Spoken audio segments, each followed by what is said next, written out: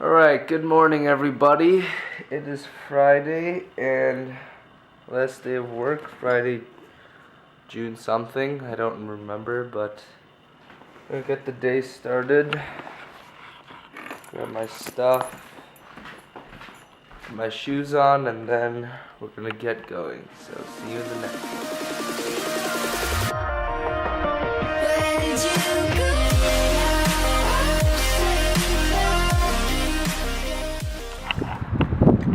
Alright, just ended work a little bit ago. Had some Chipotle for lunch, and now me and my dad gonna go golfing a little bit. Hi. Yeah, so we're just gonna go on the driving range and hit for a couple hours because my dad has a golfing tournament coming up soon, so that's what we're gonna do. Okay.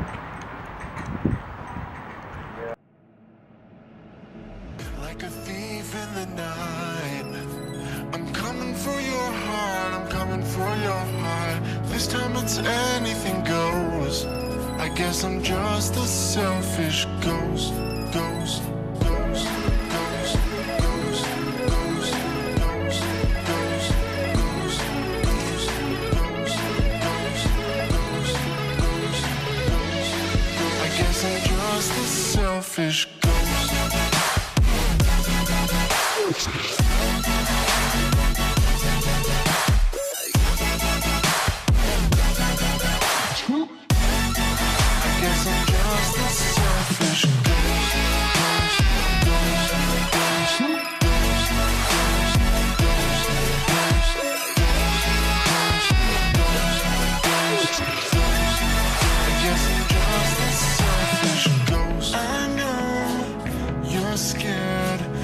Somebody told you I was up to no good, but I'll be here, waiting for the chance to take you out this neighborhood.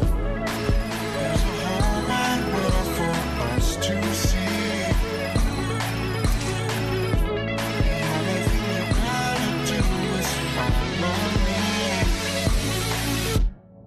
Like a thief in the night, I'm coming for your heart, for your heart. This time it's anything goes. I guess I'm just a selfish ghost.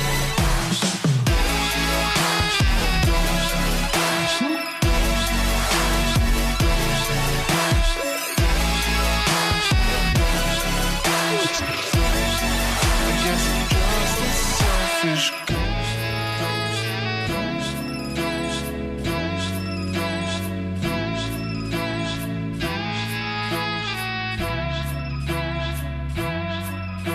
I'm just a selfish ghost. Alright, hey guys, it is Sunday, July 10th. 3:05. Gonna hit a chest workout with a couple friends. So we're going to Vernon Hills Lifetime because a friend of ours has a free guest pass thing, so that's what we're doing. Today there will be no montage. It will just be an instructional kind of what I do throughout my workout kind of video. So hopefully it's something you guys like and want to see more of. So yeah.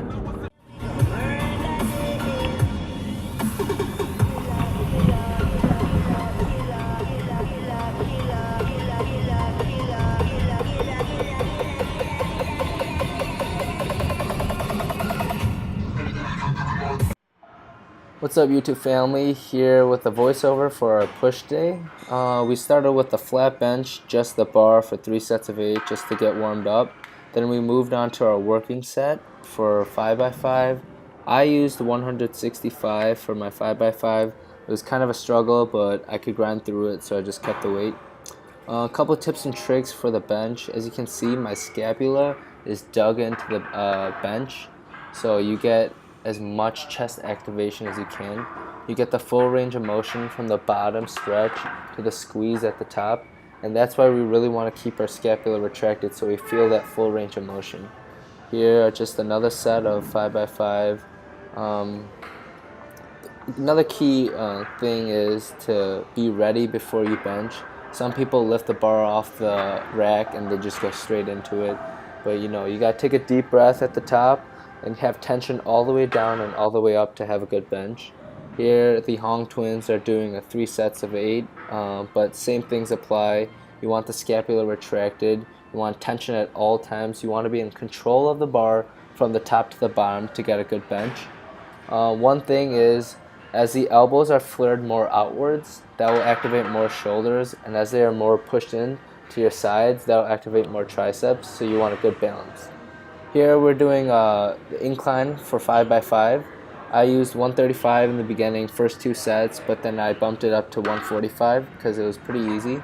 Same rules apply here. You want the scapula retracted, chest out for that full range of motion. And also my elbows are a little flared out here, so that means that my shoulders will get a little bit more activation than what it's supposed to be. But that's fine, you know, everyone has their different bench forms and all that, but most potential is the one where it's kind of in the middle, so your shoulders and your triceps get kind of the same activation. Here, just some lunges by the girls.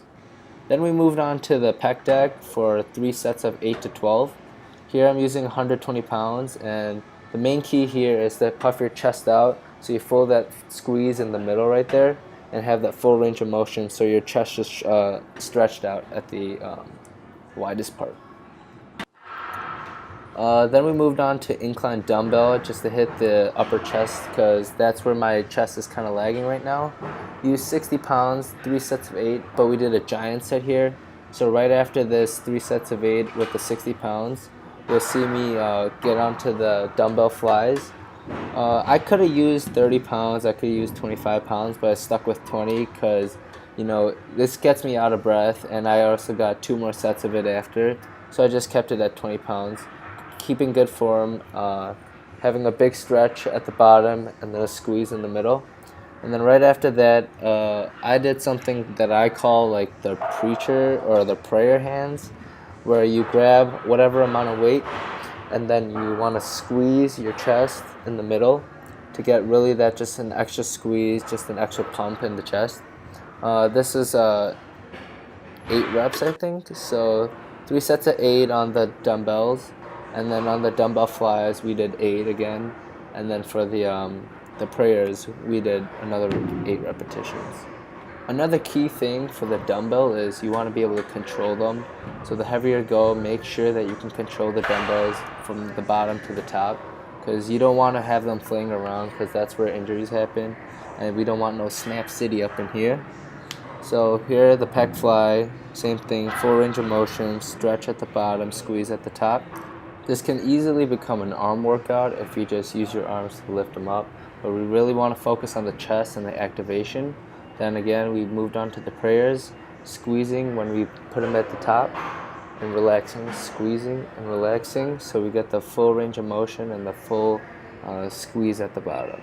Then we moved on to our first shoulder exercise of the workout, which was the Arnold press supersetted by the rear deltoid fly. Right here we did about 3 sets of 8 for the Arnold press and about 5 to 7 reps for the rear deltoid fly. Right here we want to use a weight that we can control, because at the front of the face it can feel a lot heavier than when it is on the side. So here I just stuck with 30 pounds and pushed out 8 reps. Right here I used 15 pounds. I bent over and then I really wanted to feel the squeeze on my rear deltoid. So the way you know it's working is if someone put a tennis ball in the middle of your back, you'd be able to squeeze that tennis ball using your back. So that's when you know you're fully activating the rear deltoid. Right here, as you can see again, my chest is out, my shoulders are wide, and I really have that nice range of motion from the bottom to the top. Then we moved on to our second shoulder exercise, which is side lateral raises. I used 20 pounds first, then I dropped it to 15 pounds for a drop set. We did 3 sets of this, and the key here is to have your elbows higher than your wrists. You never want to have your wrists higher than your elbows, because that means you're not really using your the deltoids, but you're really using your arms. So here, drop set to 15, keeping my elbows tight and keeping my elbows always higher than my wrists. Right here, I'm kind of swaying because kind of fatigued, but As long as the sway isn't that big, I feel like it's okay to have that sway to help the weight up. Next, we move on to our first tricep exercise, which is this tricep pull down. I use 60 pounds for 3 sets of 10 to 12 here. I think the last set I did 8 because I was pretty fatigued. But here the key is to keep your elbows tucked and your elbows stay at one place, and you really want to have your elbow move because that helps with the full tricep activation. So then after that, we moved on to dips on just 2 benches. I had a 45 and a 25 on my lat just to have extra weight.